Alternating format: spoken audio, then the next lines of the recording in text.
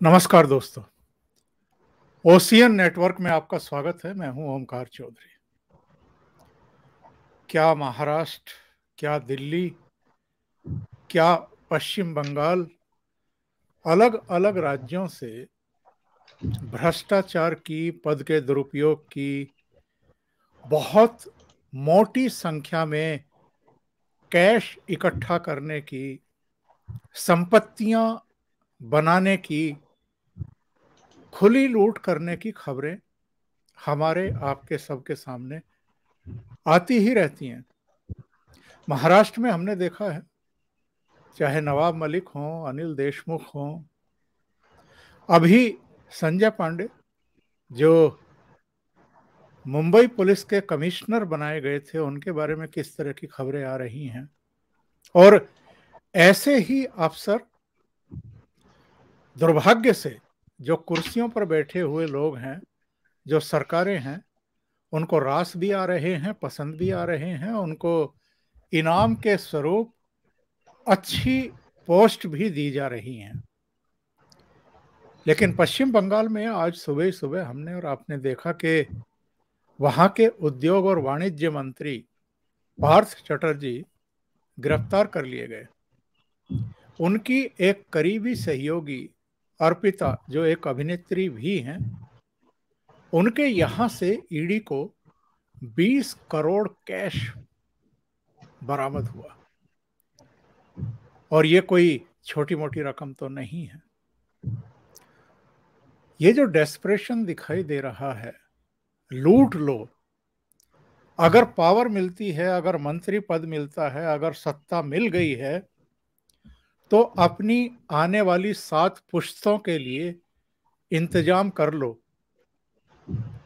फिर एक वंशवादी मानसिकता कि अपनी औलाद को किसी तरीके से सेट कर दो। हम बहुत सारे सीन इधर देख रहे हैं। पहले राहुल गांधी को ईडी के दफ्तर के चक्कर काटते हुए देखा, फिर सोनिया गांधी गई हैं अभी 23 जुलाई को। इससे पहले महाराष्ट्र की याद करें तो अजित पवार जो उप मुख्यमंत्री रहे हैं हाल तक, उनकी 3 बहनों बहनोइयों के यहाँ छापे, उनकी अवैध संपत्तियां जब्त करीब 1400 करोड़ रुपए की।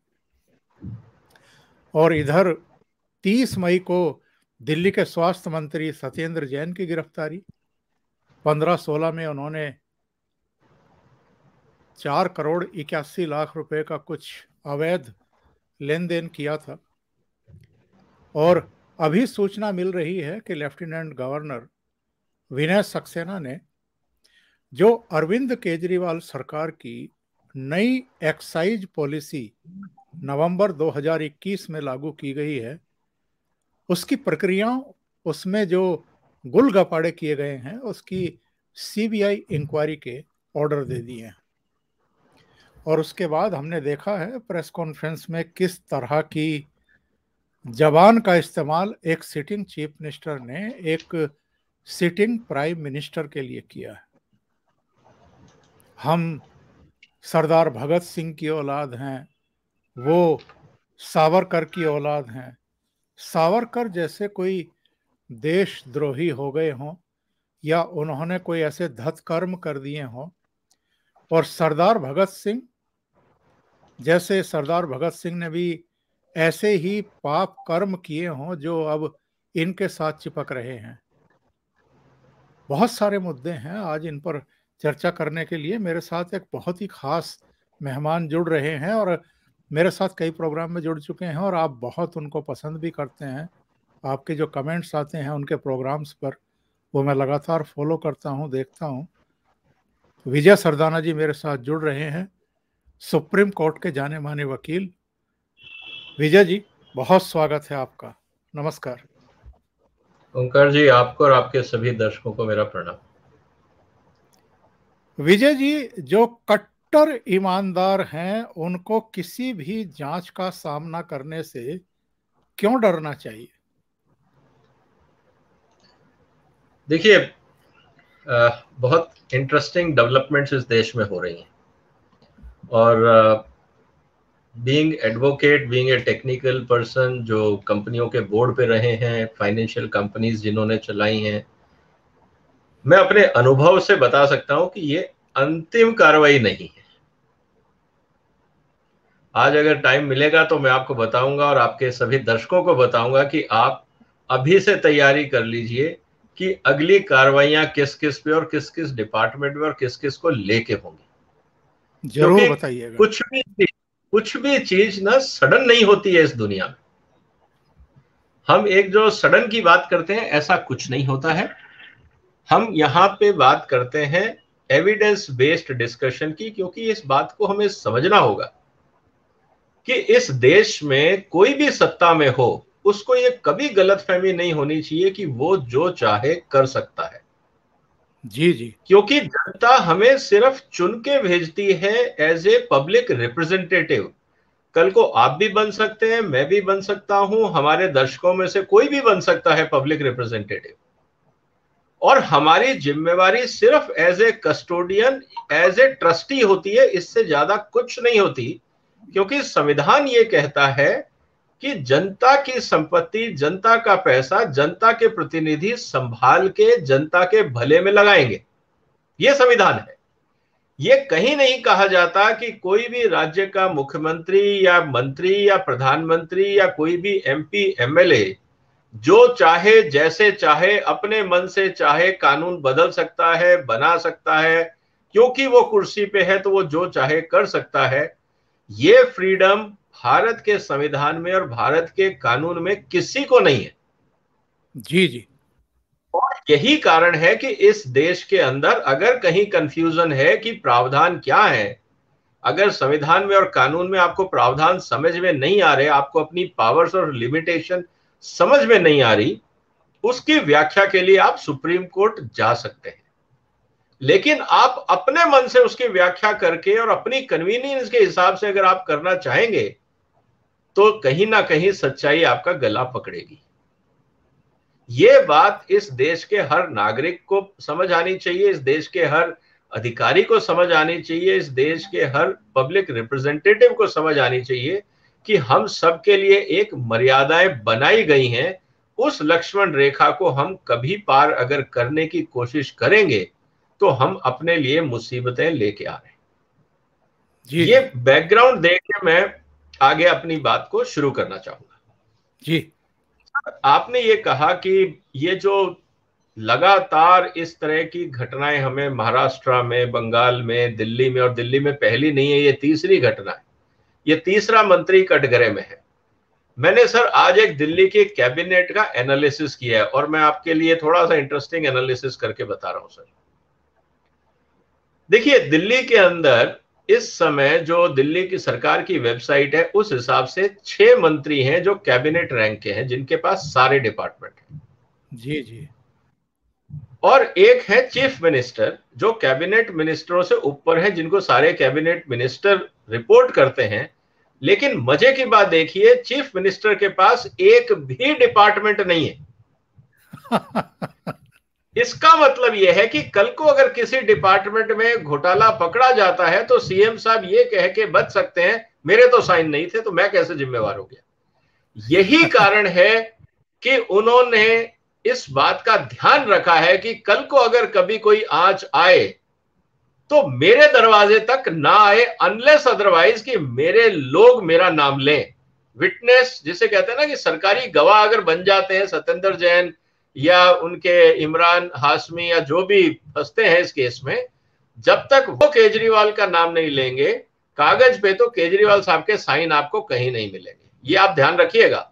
इन्होंने बहुत चालाकी से, शातिर तरीके से अपने आप को एडवांस प्लानिंग करके बाहर रखा हुआ है। इस बात को आप ध्यान रखिएगा हमेशा। जी जी। दूसरा सवाल, क्योंकि देखिए जब आप ऑर्गेनाइजेशनल स्ट्रक्चर के बारे में समझते हैं तो किसके पास क्या जिम्मेवारी है और कौन सिग्नेटरी है, अकाउंटेबिलिटी उसकी होती है। इसीलिए बहुत सारी संस्थाओं में आपने देखा होगा, चाहे सरकारी हैं, पॉलिटिकल हैं या प्राइवेट हैं, बहुत सारे मालिक अपने मैनेजरों से साइन करवाते हैं, खुद नहीं करते। ये हमने देखा है, अक्सर प्राइवेट सेक्टर में यही देखा है।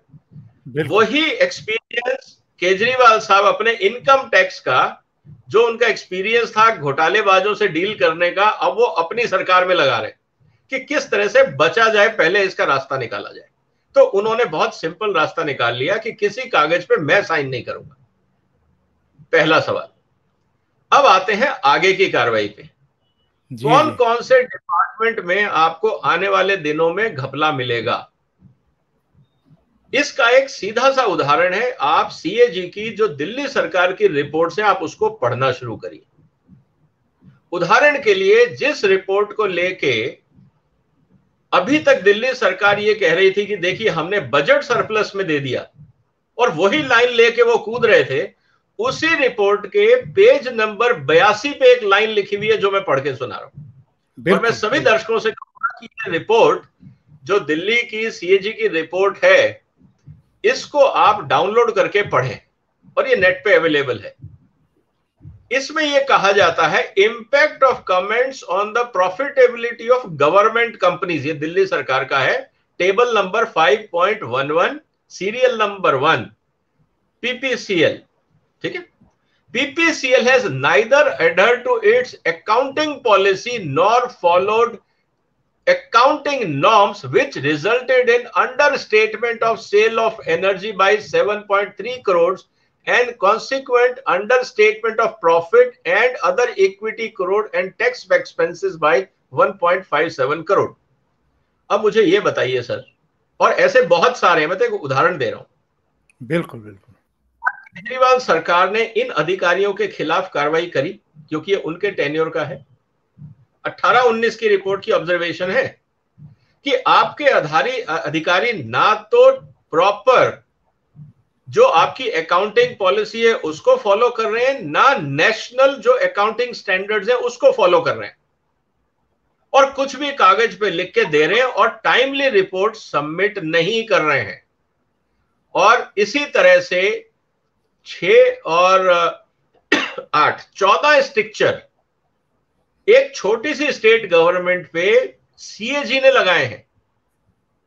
और उनका यह कहना है, अगर आप कंक्लूजन में जाते हैं, कि as of 31 March 2020 there were 18 state public sector enterprises including 2 statutory corporations. State public sector enterprises were not adhering with the prescribed timeline regarding submission of their financial statement as per Company Act 2013। Sir, IT का जमाना है, हर transaction digital payment से होती है, चाहे आप bank के through करें, चाहे आप ऑफिशियल स्टेटमेंट बनाएं, चाहे आप रसीद बनाएं। आज अगर किसी सरकारी अफसर में भी या आप किसी भी छोटे सरकारी काम में भी जाते हैं तो आप डिजिटल, आपको रसीद मिल जाती है तुरंत। सही। उसके बाद जब सब कुछ ऑनलाइन है, सब कुछ डिजिटाइज्ड है, टाइम पे फाइनेंशियल स्टेटमेंट क्यों सबमिट नहीं किए जा रहे?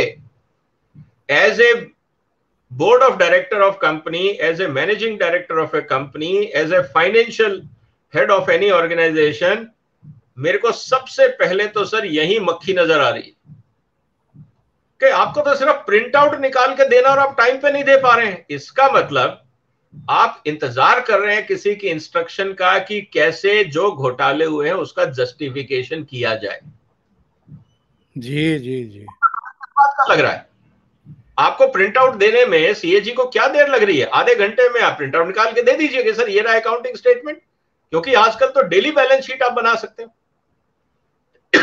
तो इसका मतलब ये है कहीं ना कहीं घपला है। और सीएजी ने ये कहा है, ensure timely submission of financial statements and formulate a dividend policy with a minimum rate of dividend to be contributed by profit of state public sector enterprises। मतलब सरकार को ये हिदायत दी जा रही है कि साहब जो आप कर रहे हो वो सब एडहॉक है, आप कानून के फॉलो नहीं कर रहे हो, घपले कर रहे हो। अब अगर कोई भी आदमी, अगर मैं कल को ईडी में या सीबीआई में या फाइनेंस मिनिस्ट्री में हूं या भारत सरकार का ऑडिटर हूं या मैं ऑपोजिशन पार्टी हूं, मैं तो जो ये 14 इंडिकेशन ऑब्जर्वेशन है सीएजी की, मैं तो उस पर नजर गड़ा के बैठूंगा।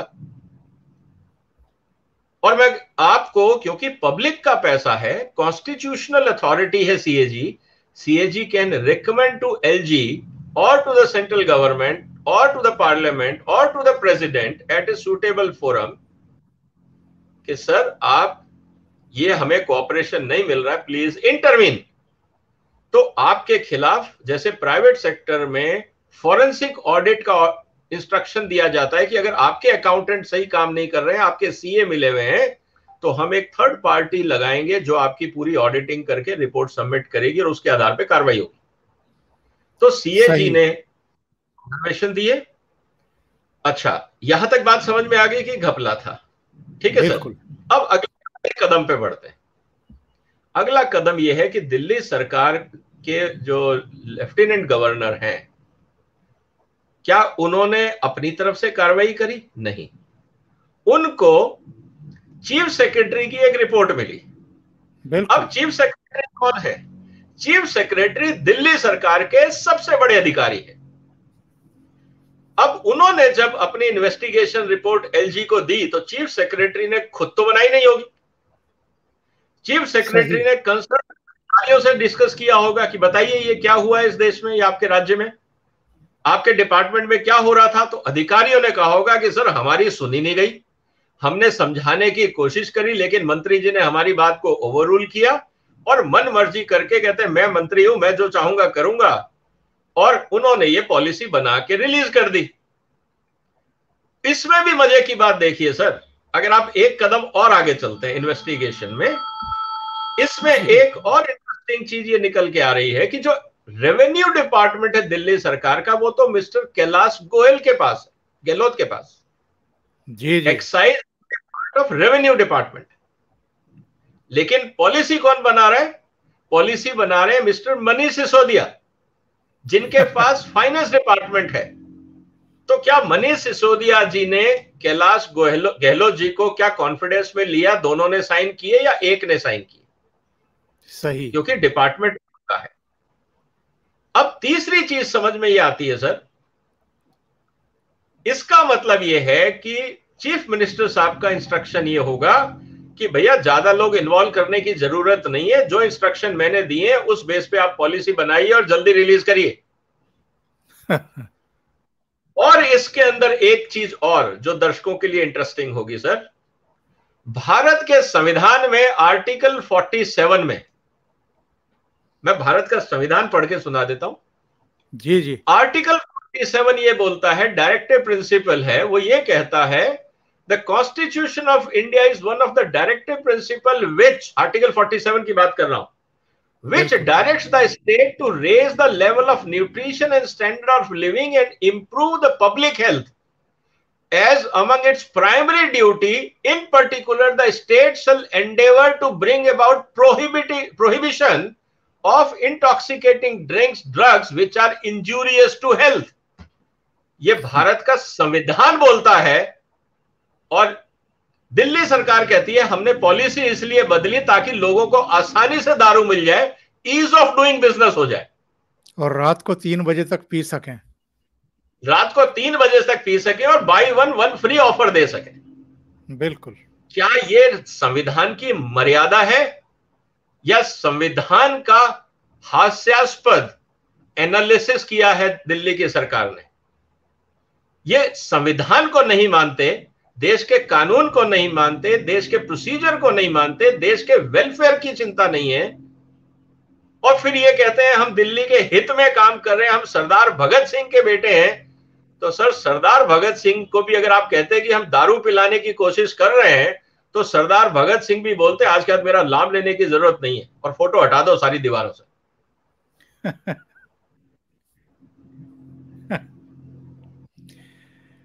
ये 144 करोड़ रुपए के घपले घोटाले का मामला क्या है विजय जी? इसकी बड़ी चर्चा हो रही है कि इन्होंने मतलब जो शराब माफिया हैं उनको लाभ पहुंचाने के लिए अपने ही खजाने को, अपनी ही सरकार के खजाने को 144 करोड़ रुपए का चूना लगा दिया। और एक केस तो ऐसा है जिसमें 30 करोड़ वापस कर दिए गए। देखिए सर, बहुत क्लियर है, लाइन में पढ़ देता हूं जनता की सुविधा के लिए। जी जी। Excise department under the direct order of mister Sisodia, not through policy, ये फाइल पे नहीं गया है। मंत्री को आदेश देने का अधिकार सिर्फ ये था कि अपने सेक्रेटरी को कहते कि देखिए जो कानून के हिसाब से आप उस पर कार्रवाई करिए। मंत्री को सिर्फ इतना कहना था सेक्रेटरी को, लेकिन मंत्री जी ने क्या कहा? मंत्री जी ने कहा नहीं, decided to allow a waiver of 144.36 crore singularly to a liquor cartel. Sir मुझे एक चीज बताइए, अब लीकर कार्टेल अगर 144 करोड़ अगर वेवर करेगा तो क्या सर कुछ बदले में प्रसाद वर्साद चाय पानी का इंतजाम नहीं होगा? और ये कोई धार्मिक संस्था तो है नहीं कि चलो यार आपने धर्म के नाम पे, एजुकेशन के नाम पे, यूनिवर्सिटी के नाम पे, चलो आपने 144 करोड़ का रेवेन्यू छोड़ दिया। आप किसका रेवेन्यू छोड़ रहे हैं?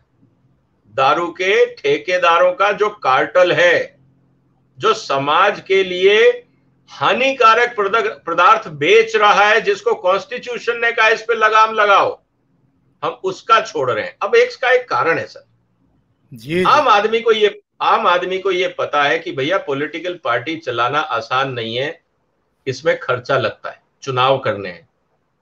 अब आम आदमी को भी तो सर, आम आदमी पार्टी को भी तो पॉलिटिकल फंडिंग चाहिए। अब वो पॉलिटिकल फंडिंग कहां से आएगी? आप समझिए, इनकी मजबूरी समझिए। जब ये सत्ता में नहीं थे, इन्होंने जितने बड़े औद्योगिक घराने थे उनको तो इन्होंने खूब गालियां दी, अडानी चोर, अंबानी चोर, ये चोर वो चोर। तो औद्योगिक घराने तो इनको राजनीतिक चंदा देंगे नहीं। बिल्कुल सही है। तो इन्होंने अब क्या करा? इन्होंने क्या किया, इसका एक एनालिसिस आप देखिए। इनके जितने राज्यसभा मेंबर हैं वो सब धनाढ्य लोग हैं, जिनका आम आदमी से कोई लेना देना नहीं। वो कभी इनकी किसी रैली में नहीं दिखे होंगे आपको। सही। वो सिर्फ इनके लिए मनी बैंक्स हैं। मतलब जो हम मायावती जी पे आरोप लगाते थे कि वहां सीटें बिकती हैं लोकसभा की, आम आदमी सरकार ने, केजरीवाल सरकार ने राज्यसभा की सीटें बेची हैं। आप उठा के देख लीजिए, सबका बैकग्राउंड, कोई दुनिया में कुछ छुपा तो है नहीं। कुछ सीटें इन्होंने बेची हैं और कुछ इन्होंने अपने उन खास लोगों को दी हैं जो या तो इनके परिवार के लोग हैं या परिवार के बनने वाले लोग हैं, या जो इनके खास राजदार हैं, जिनको ये नाराज नहीं कर सकते। सही।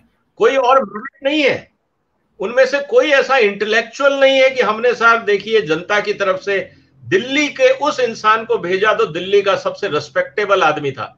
दिल्ली का राज्यसभा एमपी कौन बना? आप नाम तक नहीं जानते हो। क्या पूरी दिल्ली के अंदर एक भी सभ्य इंसान नहीं था जो रिस्पेक्टेबल हो दिल्ली के लिए? कोई अच्छा एजुकेशनिस्ट भेज देते, किसी अच्छे डॉक्टर को भेज देते, किसी अच्छे सोशल वर्कर को भेज देते। आपने सिर्फ उनको भेजा जो आपको चंदे का पैसा देते हैं, चुनावी चंदे का। किसी थ्री व्हीलर वाले को भेज देते। नहीं, थ्री व्हीलर यूनियन के लीडर को तो भेज दिया ना इन्होंने, संजय सिंह को। तो वो तो अलग ही बात है सर। वो तो मैंने कहा ना, वो राजदार अलग है। चड्डा साहब को भेजा क्योंकि वो उनके शायद होने वाले दामाद हैं।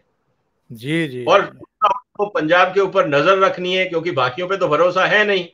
मान साहब को कितने दिन कुर्सी पे रहेंगे, उसके बाद चड्डा साहब को सीएम बनाया जाएगा, उसकी भूमिका चल रही होगी।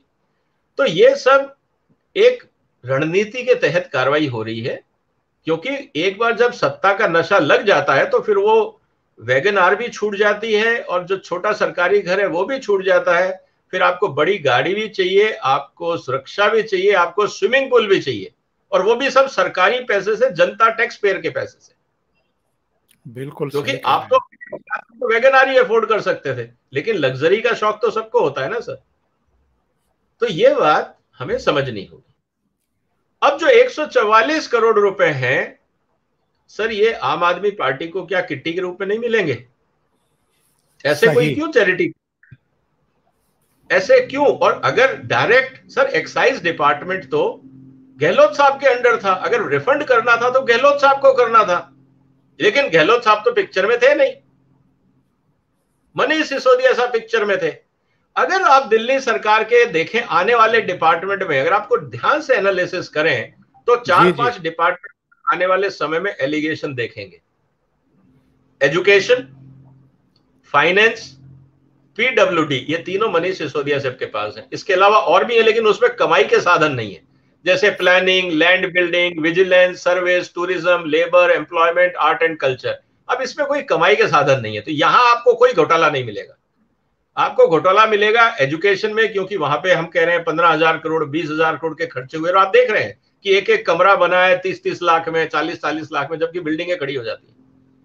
फाइनेंस, क्योंकि सारे टैक्स के मेहरबानियां यहां से होती हैं। अब मजे की बात देखिए सर, टैक्स में भी क्या है, एक है सेंट्राइल, एक है जीएसटी, उस दोनों में आप कुछ नहीं कर सकते।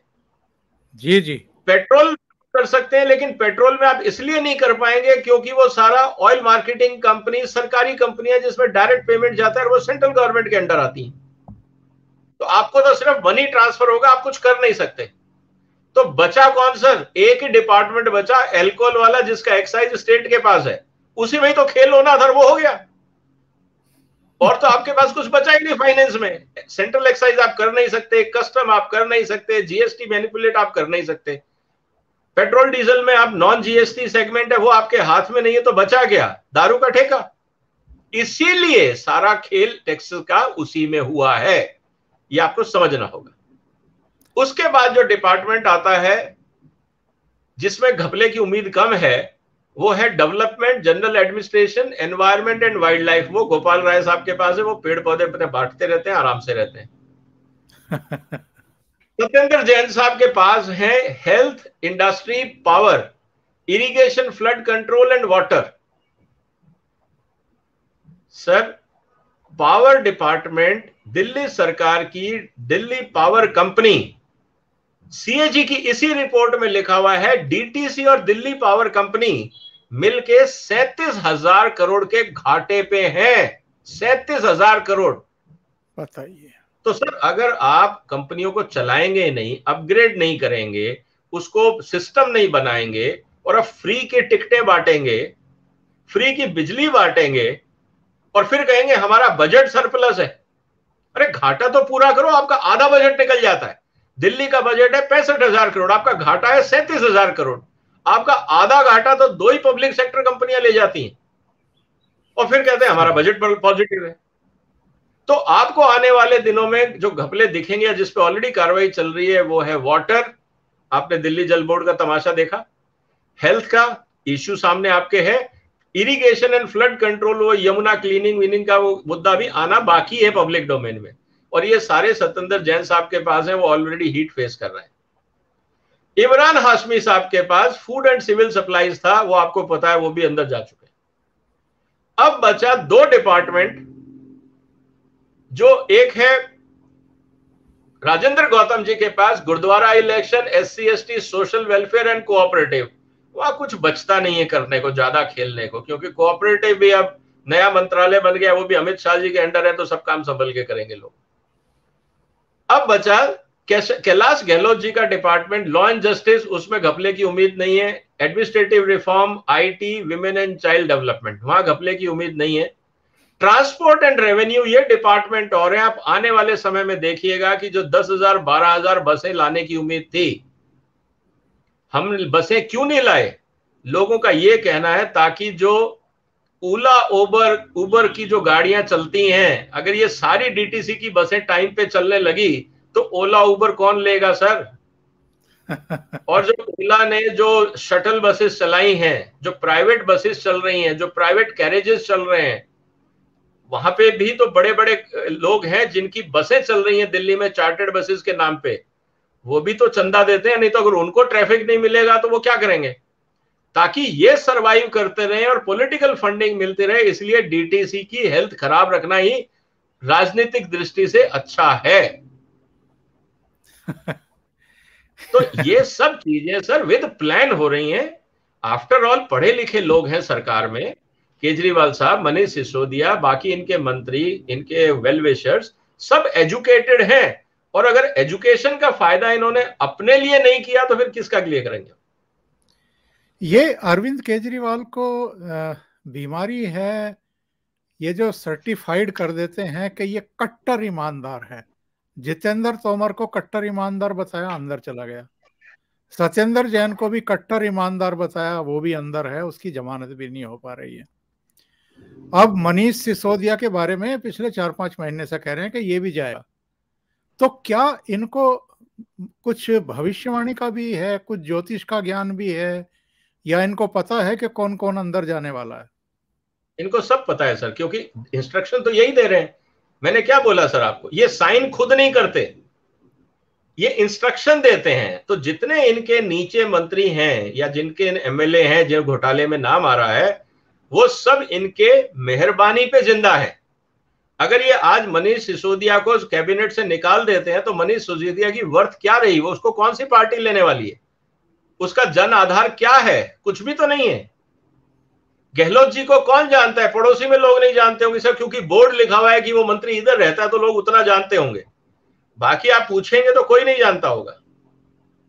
कहने का मेरा मतलब ये है कि अगर केजरीवाल साहब को सब पता है कि कहां गड़बड़ हुई है, इसीलिए वो सिग्नेटरी नहीं है, वो खुद किसी कागज पे साइन नहीं कर रहे हैं। मैं चुनौती देता हूं आप मनीष सिसोदिया जी से या केजरीवाल से कहें कि ये जितने डिसीजन उनके मंत्रियों ने लिए हैं उस पर काउंटर साइन केजरीवाल के अगर हुए हैं तो लाके दिखा दें, कहीं आपको सिग्नेचर नहीं मिलेगा, क्योंकि ये एक षड्यंत्र सुनियोजित है, पहली बात। अब रही बात कि इनको पता कैसे लगता है, जब काम आपको पता है कि पब्लिक का पैसा हम खेल रहे हैं इसके साथ, कल को इंक्वायरी होगी तो हम फंसेंगे, तो क्योंकि फंसेंगे तो पहले ही आप इमोशनल कार्ड शुरू करना कर दो। अरे देखो सर, हम तो मेहनत कर रहे हैं, स्कूल बना रहे हैं, पानी पिला रहे हैं, और ये हमें जेल में डाल रहे हैं। और इस देश की जनता, क्योंकि हम लोग इमोशंस में ज्यादा काम करते हैं, लॉजिक पे कम काम करते हैं, तो जो इनका कोर वोट बैंक है उसको ये बचाना चाहते हैं, ये कह के कि देखिए मैं तो आपको फ्री बिजली दे रहा था, फ्री स्कूल दे रहा था, फ्री तीर्थ यात्रा कर रहा था, माइनॉरिटी कार्ड खेल रहा था, और ये देखो इसलिए ये बीजेपी की सरकार मुझे तंग कर रही है। और उन लोगों को लगता है यार हो सकता है भैया हमें तो ज्यादा ज्ञान नहीं है, क्योंकि मोदी शायद हम इसको केजरीवाल को भगाना चाहते हैं इसलिए तंग कर रहे हैं। तो ये नैरेटिव क्रिएट किया जाता है ताकि अखबार में और जो इनके खास चैनल्स हैं उन पे इस तरह की चर्चाएं चलती रहें, और इनके स्टेटमेंट को प्रसारित करने के लिए पीछे से एडवर्टाइजमेंट की फंडिंग हो जाती है। तो ये तो अगेन मैंने कहा ना, ये वेल प्लान्ड गेम है, इसमें सरप्राइज नहीं होना चाहिए। अच्छा, एक जो लेफ्टिनेंट गवर्नर ने आदेश दिए हैं सीबीआई जांच के, ये तो करीब करीब तय हो गया है कि सीबीआई जांच होगी, मनीष सिसोदिया धरे जाएंगे, बड़ी गड़बड़ कर रखी है उन्होंने ही कर रखी है, वो अंदर जाएंगे। अरविंद केजरीवाल पिछले 4 महीने से कहे ही रहे हैं कि मनीष सिसोदिया गिरफ्तार होंगे। मनीष सिसोदिया को जब भी प्रेस कॉन्फ्रेंस का मौका मिलता है वो कहते हैं कि अरविंद केजरीवाल की हत्या कराएगी केंद्र सरकार। ये कुछ अंदर खाने इन दोनों के बीच में भी चल रहा है क्या? एक कहता है कि मनीष सिसोदिया गिरफ्तार होगा, जेल जाएगा, दूसरा कहता है कि अरविंद केजरीवाल की तो हत्या होगी। ये चल क्या रहा है? इनमें कुछ कोल्ड वॉर चल रहा है आपस में भी? कोल्ड वॉर नहीं सर, कन्नाइवेंस, कोल्ड वॉर नहीं है। क्योंकि देखिए आप इस बात को समझिए कि केजरीवाल साहब खुद फ्रंट में नहीं आना चाहते, किसी कागज को साइन नहीं करना चाहते, आप इस बात को मान के चलिए।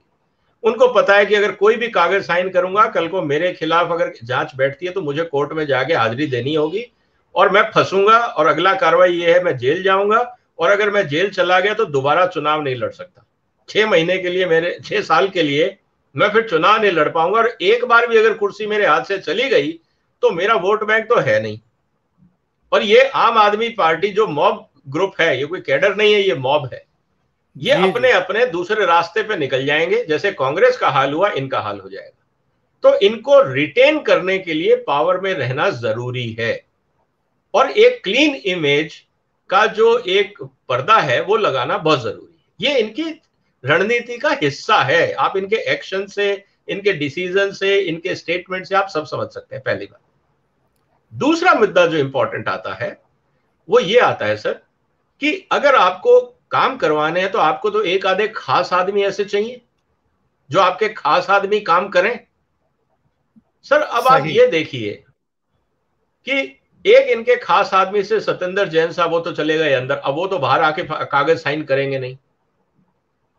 अब आप ये देखिए कि जो नई पॉलिसी बनी है वो पॉलिसी बनी लागू हुई है 11 जून से, ठीक है सर? सही।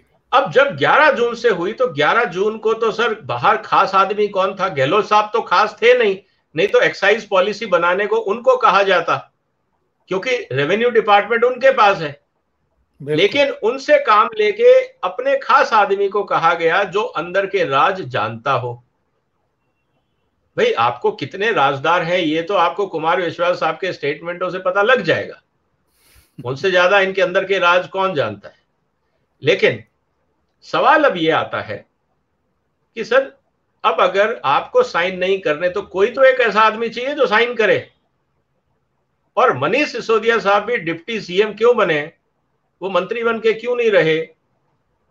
उन्होंने पिछले 5 साल में कितनी प्रॉपर्टीज खरीदी, आके आप पता करिए, मोहल्ले वाले प्रॉपर्टी डीलर आपको बता देंगे उनके विधानसभा क्षेत्र में, क्योंकि मैं उस एरिया में ही रहता हूं तो यहाँ के प्रॉपर्टी डीलर खुल के बात करते हैं। कभी आप स्टिंग ऑपरेशन करिए, आपको सब बता देंगे, मकान का नंबर भी बता देंगे।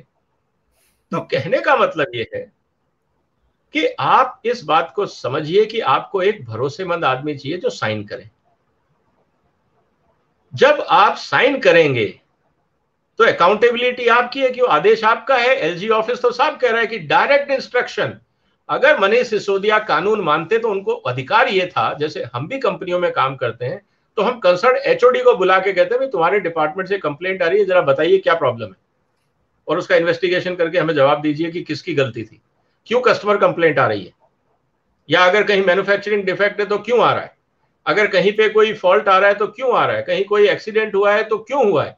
कंसर्न एचओडी को आप बोलते हैं, साथ में जो उसके साथ सपोर्ट डिपार्टमेंट है, जैसे मेंटेनेंस की बात है तो मेंटेनेंस डिपार्टमेंट, इंजीनियरिंग डिपार्टमेंट, अगर परचेज की बात है तो store department, finance department, concern HOD, 3-4 लोगों की टीम बना के आप निर्णय लेते हैं।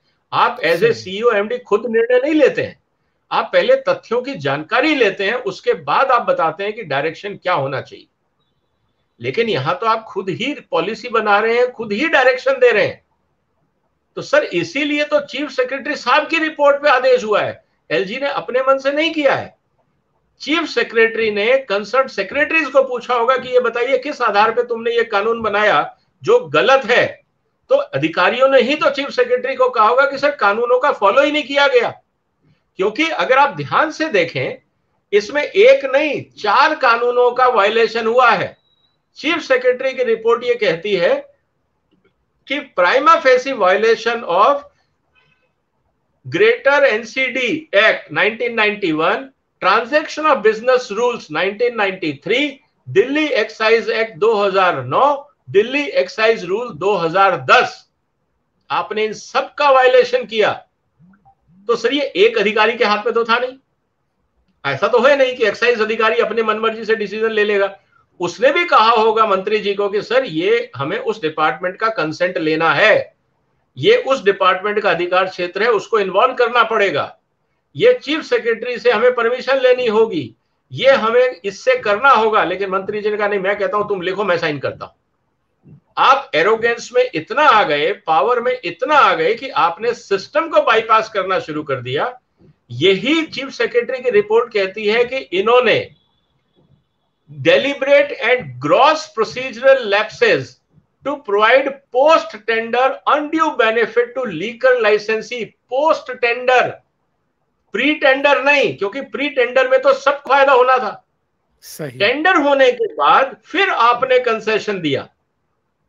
अगर आप टेंडर से पहले करते तो ये गैरकानूनी नहीं था, क्योंकि वो सबके लिए बिडिंग से पहले सबको पता था कि ये कंसेशन मिलेंगे। तो हर व्यापारी, हर ट्रेडर, हर बिडर अपनी पॉलिसी, अपनी रेट उस हिसाब से बदल लेता। लेकिन आपने क्या किया? पोस्ट टेंडर कंसेशन दिया। ये तो अपने आप में घोटाला है, ये तो आप कर ही नहीं सकते, तो सीवीसी की गाइडलाइन भी वायलेट होती। तो कहने का मतलब यह है कि अभी जब परतें खुलेंगी तो बहुत कुछ निकलेगा सर।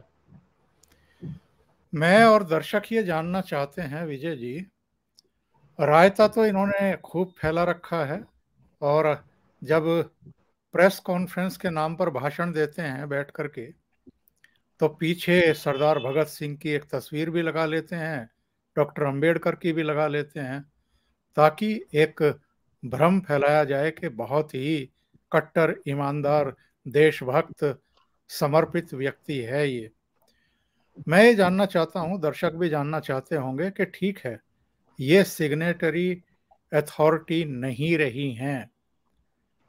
अगर किसी को जेल जाना है तो दूसरे मंत्री जाएंगे जो सिग्नेचर करते रहे हैं।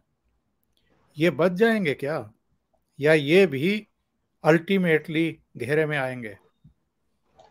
देखिए सर, अब होगा क्या, पहले तो मैं कट्टर जो ईमानदारी है उसकी डेफिनेशन थोड़ी कर देता हूं सर। जी जी। सर, ईमानदारी एक शब्द है जो एब्सोल्यूट है।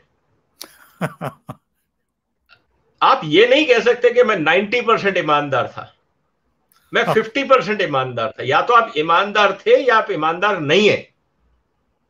इसमें परसेंटेज कट्टर करने से आप 110% ईमानदार नहीं हो जाते, आप 100% ही रहिए, बहुत है।